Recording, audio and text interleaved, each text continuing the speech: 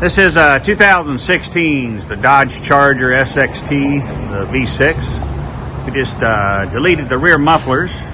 Got to take the rear mufflers off to get any kind of sound on these V6s. Comes to a single in and dual outlet setup here from the factory on the mid muffler. So we took the mid muffler out, put a single chamber V2 muffler that'll give it a good and deep throaty tone for a V6. Of course, it's got all the factory cats on it. Should wake it up, give it a little rumble. Let's see what it sounds like.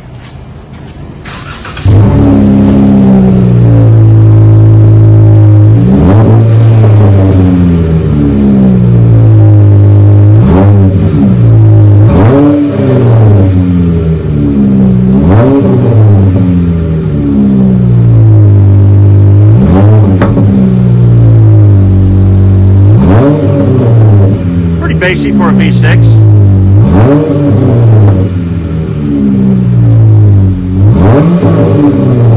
Pop kind of clears up once it warms up a little bit.